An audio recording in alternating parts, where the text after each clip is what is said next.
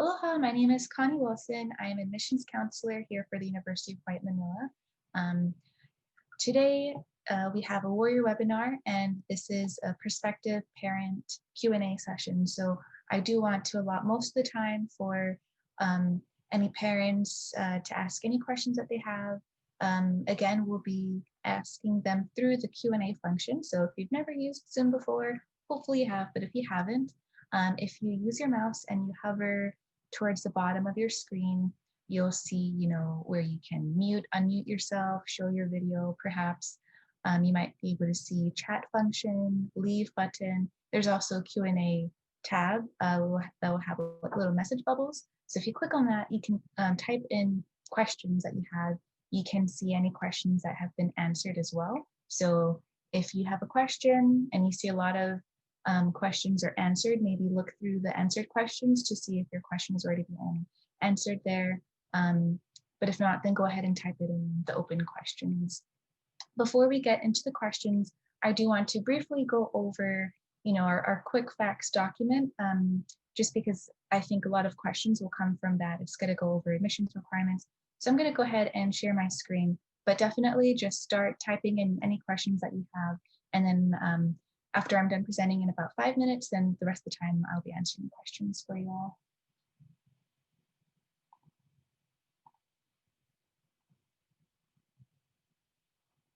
Okay, so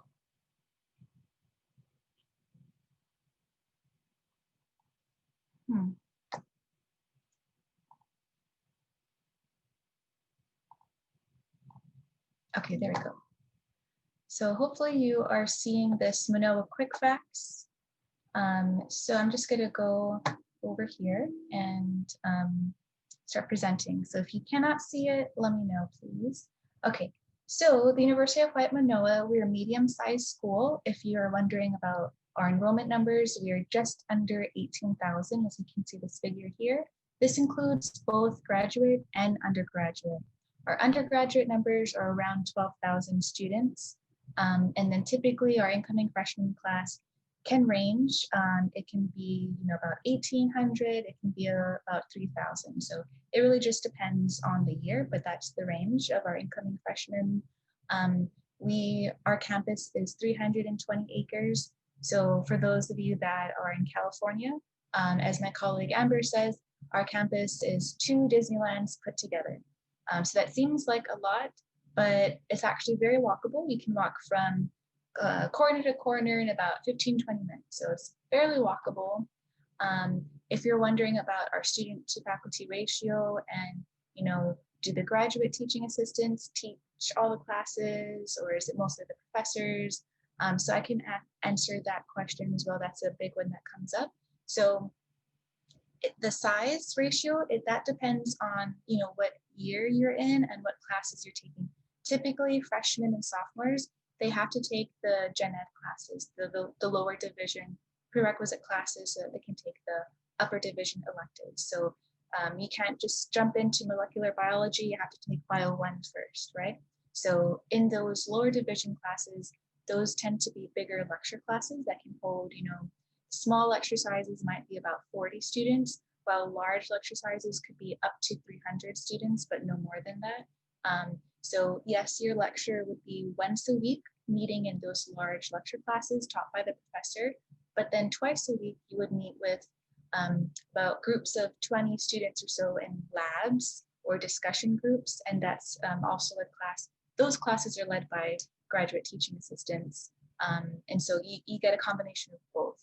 And then as you get through your college journey and you're taking more niche, more upper division classes, then class sizes will be more smaller because you're working directly with the professors, and then it won't be taught by teaching assistants. You'll get access to the professors and it'll be smaller class sizes. So that's kind of how that works out. It depends on what grade you're in, what your class standing is and what classes you're taking. Our student characteristics, we are a state school, so we do have a lot of students coming from in-state. About 2/3 of our students come from in-state, and then around the 1/3 remainder comes from the continental US. of the about 1/3 that comes from the continental US, we do get a large portion coming from, West Coast states. So that could be Washington, Oregon, California, Nevada, Alaska, Colorado, Utah, New Mexico. So we get a lot of, those states coming in just because they have slightly lower tuition rates. And I can go over that in a bit. And then we do have actually a pretty big international rate of 6%. But in that 6%, you can see over 100 different countries and regions represented. So you walk around campus, you can hear a lot of languages being spoken. So a very cool experience. We're ranked 6th most diverse college campus in the nation. We are a Research 1 tiered school. So if your student wants to get involved in research, great school for that. We have grants from the federal government to do research in land, sea, space, and solar, or renewable energy via solar power. So a lot of majors, a lot of fields will fall into these grants. So there's a lot of money for research, and you can get started, right as a freshman, you can get involved in research. And a lot of the courses, there'll be a research component integrated into the curriculum, maybe a group research project or a solo research project, but your student will have experience in doing research, several times through their college career here. We are Division I sports team, and we have about 300 student clubs, which is really great for students getting to know each other, and that's how a lot of students will make friends. Okay, and then going into cost. So I looked ahead of time, and a lot of you are coming from, the states that I mentioned earlier. I only mentioned a few of the WUI states. So if you live in a WUI state, then your tuition is it is less than non-resident. So the borderline is between Montana and the Dakotas, all the way down. It includes Colorado, it includes Mexico. So from North Dakota to Texas and then eastward, those applicants would be considered non-resident, and then westward would be a WUI student. And so that's where that division line happens, and that's where you can tell what your tuition would be. So the WUI, we get a lot of questions about WUI. How can my student get the WUI? How can we make sure that we don't lose the WUI? So different colleges will market it as different things. Basically, it is not a scholarship. We are a school that participates in this national program that allows us to provide a lower cost of attendance to students coming from those participating states. So it's more of like an alliance, if you will. And so if you are coming from that state, then essentially your tuition rate would be lower, and there's nothing needed to qualify for it. When I look at applications, I would just look at their address. Is it in this state? Is their high school in this state? Are they coming from that state? If they are, automatically this student is a WUI, checkbox, it goes into the WUI box. It's as easy as that. So it's automatic process. On the application, there is a checkbox that asks if you would like to be considered for WUI. If your student didn't read it, because it is kind of a small checkbox, if they didn't read it and they didn't check it off, no worries at all, because we will still manually look at where their address is and then decide where their residency is. So I just want to say one more thing about the cost. These numbers here, this is an overestimation, just to make sure that you allocate enough funds so that you're not short on funds. But the three numbers that will basically say the same is your tuition rate, the fee rate, and room and board. But keep in mind this number, 13,600, that is including the most expensive meal plan. Typically, room and board with the base meal plan would be about 12,500. So take these numbers with a grain of salt, because they can definitely go down. I don't think you would pay any more than this, considering it does include about $3,000 of personal expenses and other stuff. So just take that number with a grain of salt. Okay, and then last section that I'm going to go over before I hand it over to questions would be the admissions requirements. So all of these admissions requirements are for current seniors. So if your student is a senior in high school right now, then these requirements are applicable to you. If you're wondering about if your student is a junior right now and you're wondering about admissions requirements, then just ask that question in the Q&A, and then I can get to that afterward. Okay, so we follow the high school curriculum. So at your student's high school, as long as they're following their school's requirements and their school's curriculum, they will fulfill this section. This high school courses, this high school courses requirement. So, standard, you need the 4 years of English in high school. So for us, you would need 4 years or 4 units of English to fulfill that requirement, 3 units math, 3 units science. And then we do have recommendations for which math and science courses. Basically, we want your students to get up to Ouch 2. And for science, biology, chemistry, physics recommended, especially if your student is interested in the STEM fields. We want to make sure that they're prepared for the rigor of the curriculum. The biggest question I get is what can be counted as electives and other college prep. So if we were to count, 4 plus 3 plus 3 plus 3, so that's 9, 9 plus 4 is 12. So, your student's going to be taking way more than 12 classes in their 4 years of high school. So this other college prep and electives is any class that is in excess of these requirements. So a lot of times students will take math for 4 years instead of 3 years. So that's one class that will be in excess. A lot of times students will take AP courses, or they will take foreign language classes, or, courses geared toward a certain career field. Those are all classes that will count. Basically, we just want to make sure that you are not taking free periods and that you're stimulating your brain and learning so that you're just preparing yourself for the rigor of college. So that's that part. We are going test optional because of the whole COVID situation. In a lot of states, tests are being canceled and a lot of students are not able to even sign up for tests. Or they're able to, but then they find out later it's being canceled. So we are sensitive to that issue. And so for that reason, we are making test scores optional. So if you do have test scores, then that is great. You're one of the lucky ones that were able to take it. And then you can, either when you're signing up for the tests, make sure that you send your school code in so that we will get sent, or you can send us your unofficial scores by self-reporting in the application.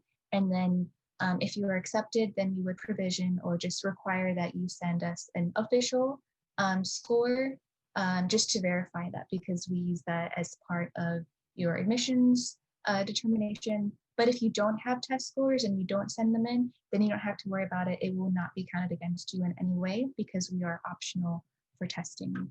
And because we're going optional for testing, we're not going to give out a certain GPA requirement to meet, but we are going to phrase it as competitive. So what would you need to be considered competitive? We get this question a lot, is what is competitive, because maybe schools might have different metrics, and what's competitive at one school or with one family might not be necessarily competitive for a different family or a different school. So that's definitely understandable. So I'll just give you the average GPA of our incoming freshman class. So this past fall, the semester that just started, the incoming students' average GPA was 3.54. So if you're around that ballpark, that's pretty competitive. If you're above that, you're highly admissible into the university. If you're at that, you're still admissible. And if you're a little bit below that, still admissible, but we would recommend you submit letters of recommendation or an essay or some other kind of supplement, maybe like a resume or list of achievements, accomplishments. So those documents are not required, but if your GPA is not as competitive, then I would highly, highly recommend that you send those documents in, just because it will help in the review process. We'll get a better view of the student since we are going more holistic this year for evaluations. And then what things do you need to submit? When you submit your application, please pay the $70 app fee.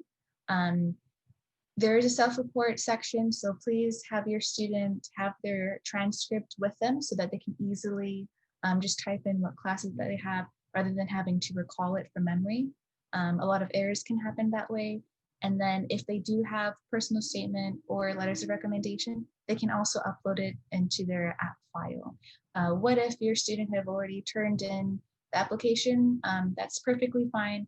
We have our email here at the bottom, Manoa, manoa.admissions@hawaii.edu.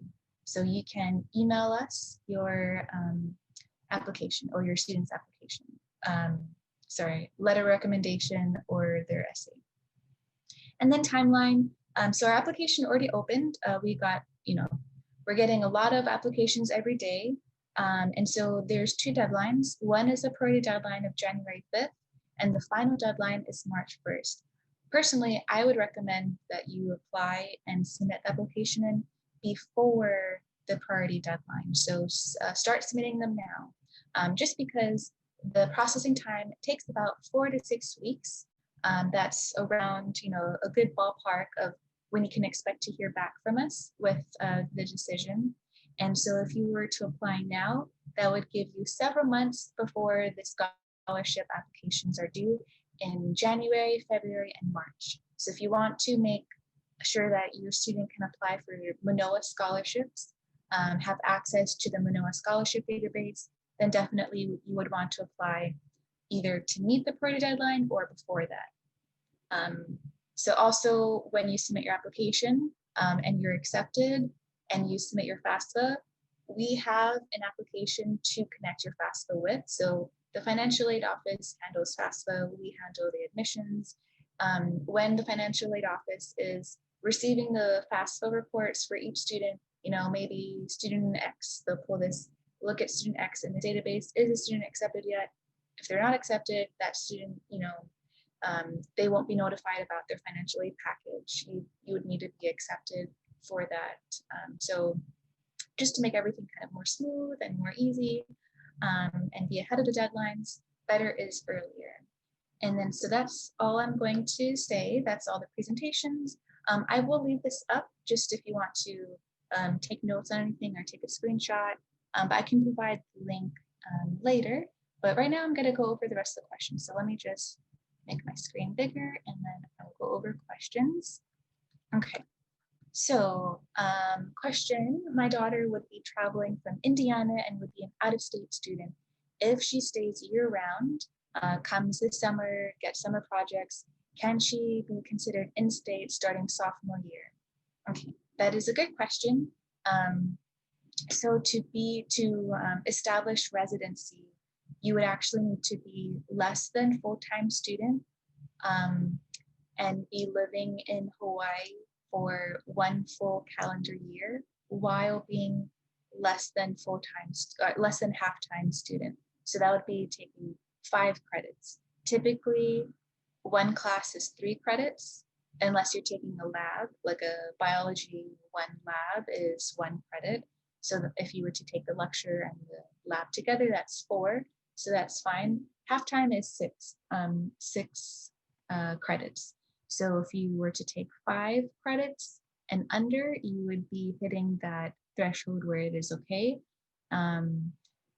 Typically, students don't want to do that because they want to make sure that they can graduate on time within 4 years. So that's kind of the caveat there is you could gain residency. It really depends on tax information as well and as financial information. So residency actually happens on a case-by-case basis. So I would recommend if you want like an actual plan and timeline to like map out dates and you're very serious about this and she's okay with being less than half-time, then I'm going to put the email here and ask to speak to a residency director. So let me put that in here. Ask for a residency director, residency specialist. And email us at manoa.admissions@hawaii.edu. Okay. Is there a deadline for early admission? Yeah, we went over that. Actually, we are rolling admissions, so we'll start evaluating once we receive and process your application. But the priority deadline is January 5th, so we don't do early decision, early action. It's a rolling basis. Okay, second question. With the pandemic, is UH anticipating dropping or eliminating any of their particular programs? We are worried with their daughter coming for a specific program. What may happen if a program is eliminated? Will they keep the program for the full 4 years if they start a specific program? That is a good question, and I'm actually not sure about that, but I do know Provost Bruno has been kind of updating the university in regards to any, university or system-wide changes. So if you want to follow, I believe he has Instagram, and if you want to be, updated on those kinds of things, you can be part of our mailing list. I'm going to type in my email address, and then just send me an email, and then I can give you the information. It's pretty specific. So depending on what program, but that I'm not too sure. I can get the information for you. So just send me an email. What percentage of students receive merit aid? What percentage of students receive financial aid? What are the average dollars for each of these? Okay. So I don't have the number for specifically merit-based financial aid, but I do know the general. Around 70% of our students receive some type of financial aid. And that term is the umbrella term, right? It can be grants, scholarships, and student loans in combination. So about 70% receive some type of financial aid. And then to go into the more specifics, I don't have those specific details. And then the average dollars, I don't have that information. However, we do have a research board. So this is public information. So if you wanted to research it, then I can pull up the website for you, but I'll have to do that after I'm done answering all the questions. Okay, so I will just leave that for a bit. Do students apply to the school or to a particular program? I believe the only exception is nursing. So if, just in general, all students have to apply to university with admissions application. So that's all students. If you want to be considered a student, you would submit your admissions application. There is one major, which is nursing, if you want to be considered for their direct entry. So typically nursing students will have to apply to the nursing school when they're ending their sophomore year because they have to, fulfill certain prerequisite courses to be eligible to apply for the nursing program. But they do have a program where they allow, about 32 students in directly from high school, and they can be in the nursing program straight from high school instead of doing it the traditional route. If you would like to be considered for that direct entry program, then you would have to send a separate application within the nursing department, their CAS application that you can find on the nursing website. But if you're not interested in the direct entry nursing, then you would just send one application to the university. And what happens is on your application, you would indicate what major that you want to be a part of. Then when we accept you, if your application is accepted, we will look to see what major that you have. We accept you, we send your application to the college or to, so for example, biology is a major that is housed within the College of Natural Sciences. So instead of sending it to biology, we would send it to the college. So we'd send it to College of Natural Sciences. And then that college, they have, representatives and their own admin and admissions officers there.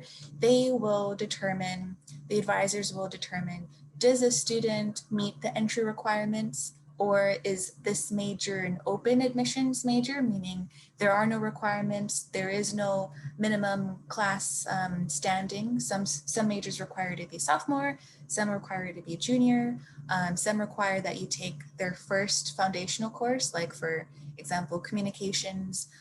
You have to take their communications 100 class and then you can join the major. So things like that. Admissions, we don't determine your major, we send your application and then the college gives us the information back and tells us, okay, this student is going to be this major, or oh, they didn't meet the requirements, so they can be a pre-major or exploratory major in this field. And then that will determine who your student will talk to and meet with to discuss classes when it's time to register for classes. So that's why it takes a bit of time to send back the admissions decision, is because we wait for different departments for information. So we want to wait to hear about the residency, we want to wait to hear about the financial aid, and as well as the academic program or the major. So that's why it takes time. So there's a long answer for that one. Question, we would like to know more about the WUI program. You're in California. I just want to know if our daughter needs to send out a separate application. So nope, there's no separate application. You would just apply, the regular UH Manoa admissions application. On that form, there is a checkbox that says, yes, I would like to be considered for WUI.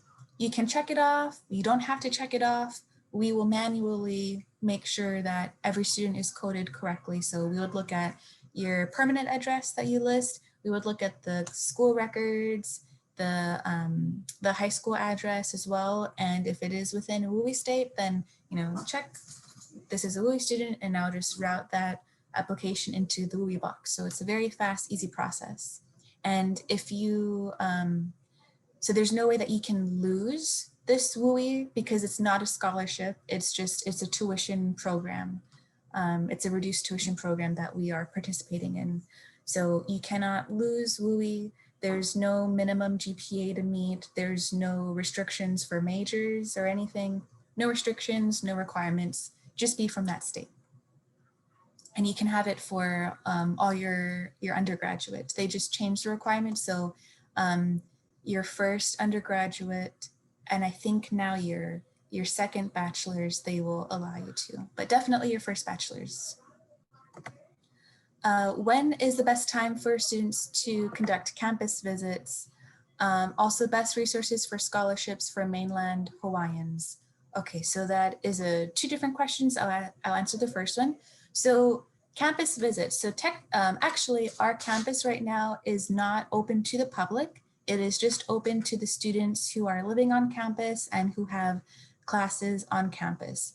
All other visitors, all other staff are encouraged to not come to campus, just so that we can, make it easier to practice social distancing and just keep the campus, at a lower risk, just to, reduce that potential, keep everyone healthy. So we are not offering campus visits this semester. I don't believe we'll be offering campus visits next semester, but it really just depends locally, the government ordinance, how COVID is doing locally in the state as well as nationwide. So I'm going to say probably, not this year, and then for 2021 next year. Hopefully by summer, but again, we don't have a direct answer because it depends on many different things. And then the second part of your question, best resources for scholarships for for mainland Hawaiians. So if you have Hawaiian blood in that's part of your ethnic background, your heritage, you have Hawaiian blood in you, then yes, you are considered Hawaiian. And if you can prove that by either like a birth certificate. So on birth certificates, they will have the ethnicity of the parents. So if you, the parent, have on your birth certificate, you have Hawaiian, and then on your student's birth certificate, it says Hawaiian, then that is proof. And then you can email that to us or file drop it to us. And then actually your tuition would be significantly lower. You would not be paying out-of-state tuition. So we will give you a special tuition rate for being Hawaiian. But I just want to clarify, because a lot of people think like, oh yeah, I lived in Hawaii, I'm Hawaiian. So no, you have to have Hawaiian blood, like ancestry in you, you're from your family line. So if that, okay, yeah, you have OHA cards and that's perfect. You would just, scan that, send that to us, and then that's all you would need. So perfect. I wasn't sure if you have that. Some people in the mainland that are Hawaiian, they don't know what OHA is. So that it is perfect. Okay, next question. Would students be able to defer their acceptance if UH remains in distance learning next fall? That is a good question. We gave students the option for students that were to start this semester, fall 2020. We gave them the option to defer 1 semester or 1 year.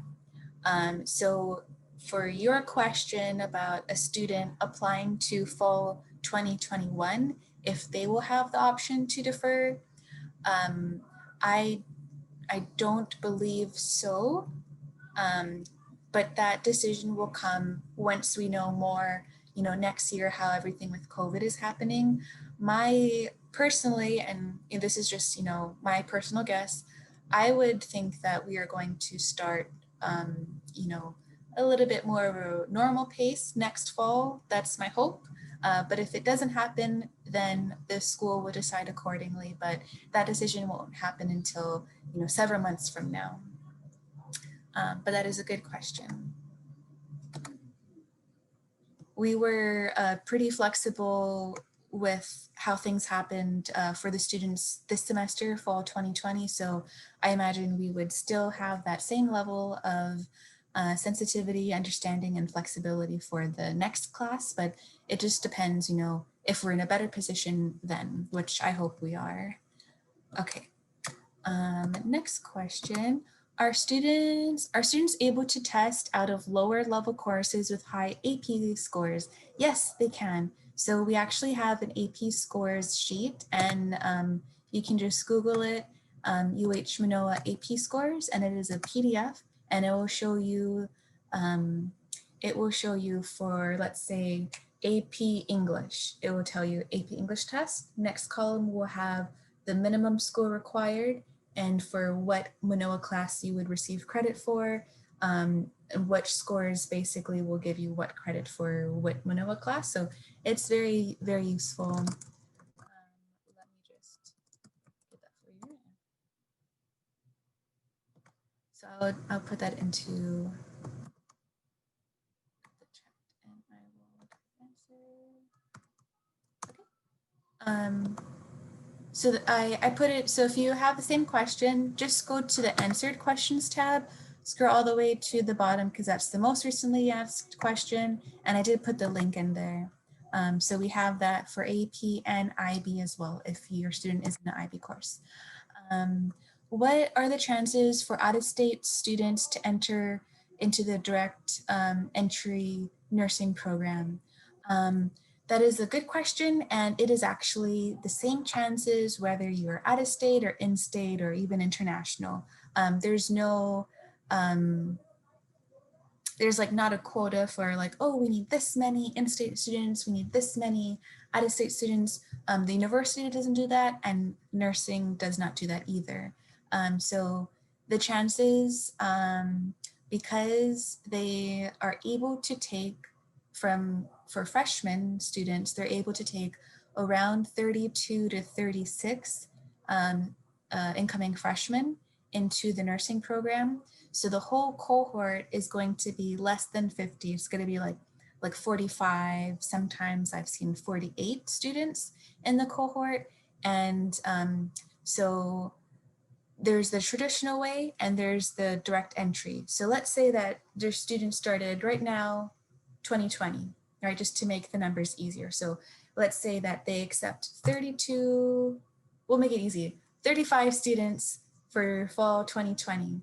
That means all the other students who applied but didn't get directly in, they would have to apply and be in by their junior year, which is 3 years later. So let's say 3 years later go by, those 35 students are continuing on to their third year, and then they're able to accept 15 students more into that cohort to make the full cohort that started fall 2020 to be about 50 students. So that's how that goes, is there's the direct entry that they're continuing on, and then traditional route students would follow them. But there's limited spots for the traditional route, so the chances of getting accepted directly from high school is significantly higher than if you're to get accepted the traditional route.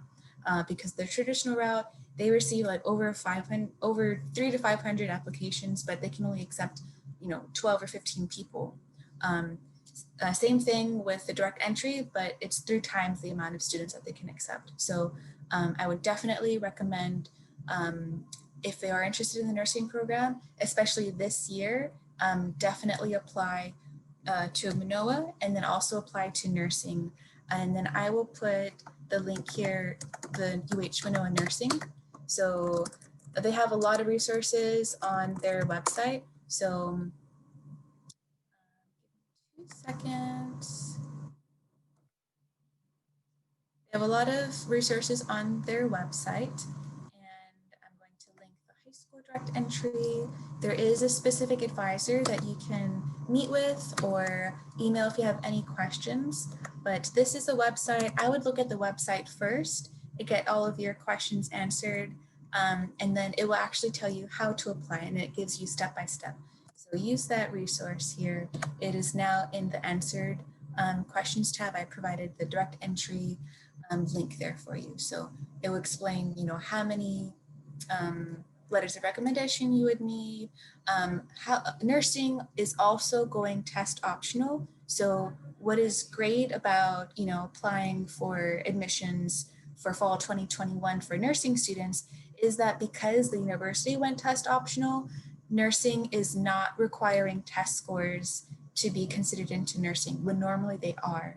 So it's highly competitive, but it is, the chances are, I would say, a little bit better, or, students who are not good test takers have a better chance of getting into nursing because maybe if they were to take it, maybe they would get nervous and not score as high, but still have that same, level of intelligence and same classes and everything.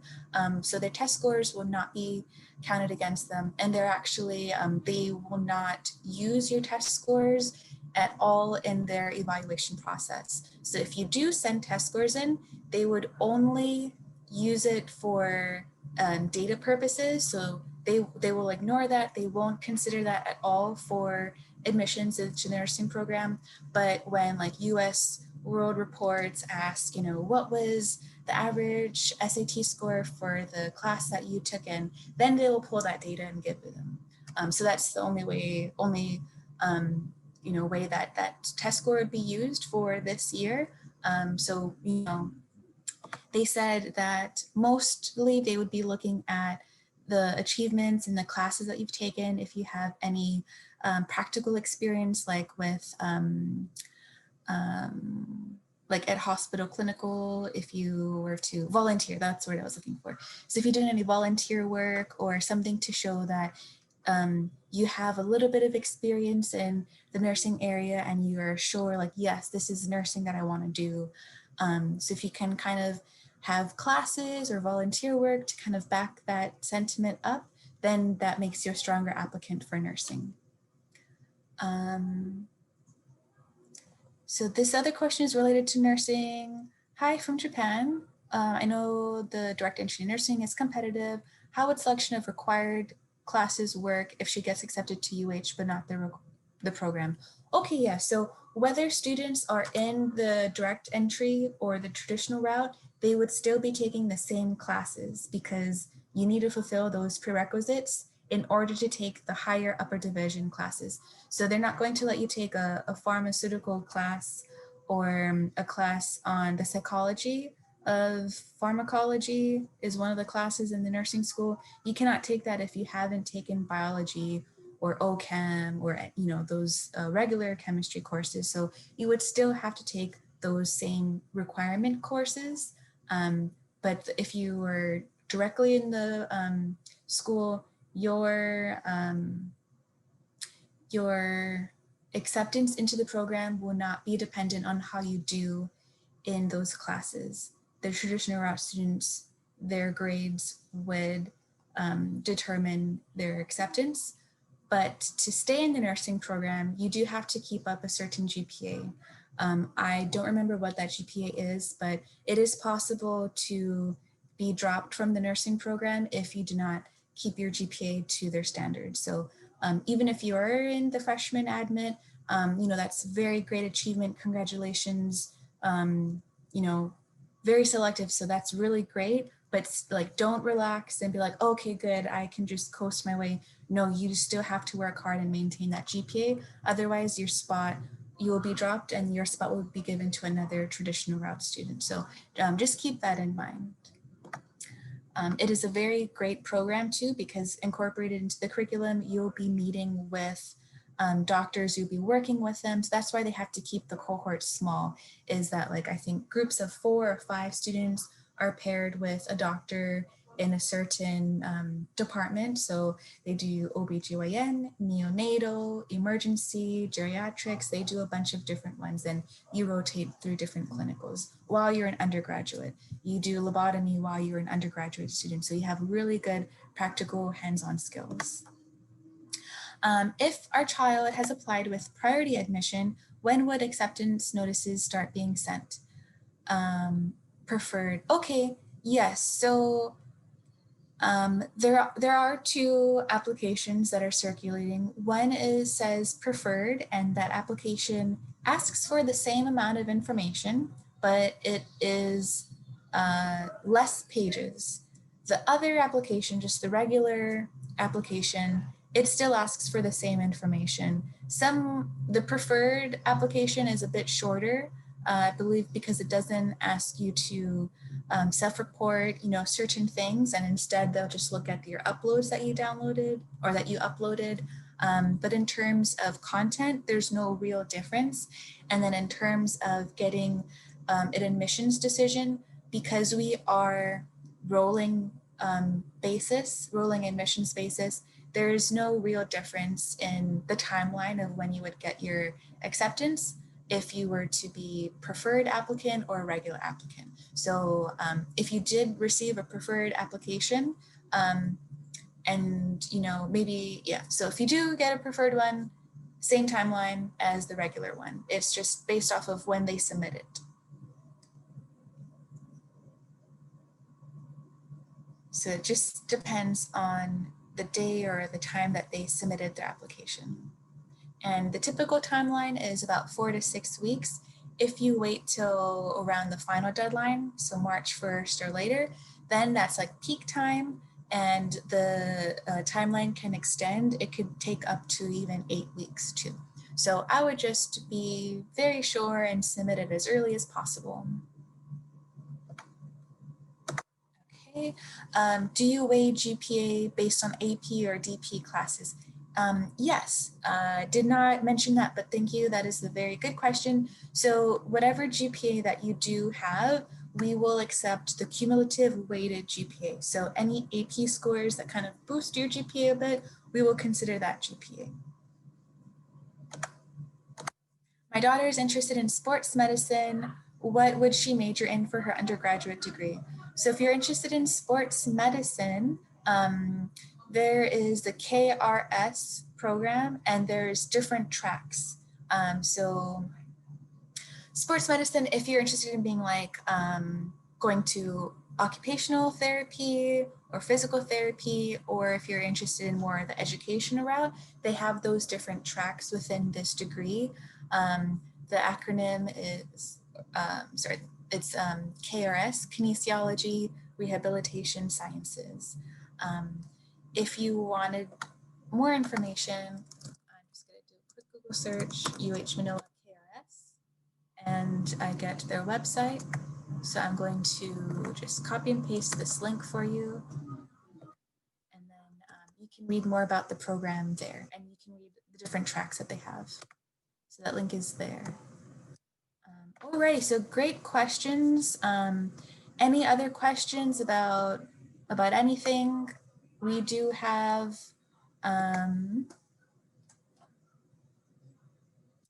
We do have maybe time for a couple of questions, maybe one or two. Okay, how soon does a student have to accept admissions after they are approved?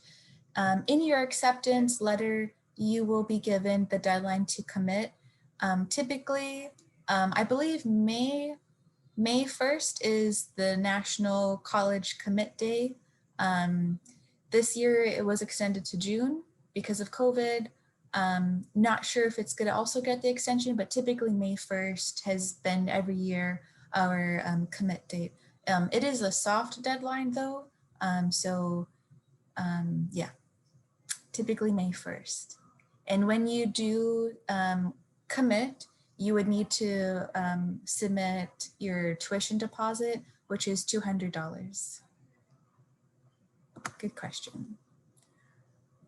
Okay, so those were great questions. So I'm going to just highlight again, our email for Manoa admissions is Manoa, MANOA .admissions@hawaii.edu. So you can email that email for questions, or if you want to email me, you can email me. My name is Connie. So it's just my first name, KONNI @hawaii.edu. So email me your questions, email the university your questions, and then we'll get back to you. Thank you so much for attending the Warrior webinar. So if you don't have any questions, feel free to leave. That's all the time that we have. So thank you so much for coming. Feel free to leave the webinar now. And then Camille, I will sidebar with you after. So thank you, everyone.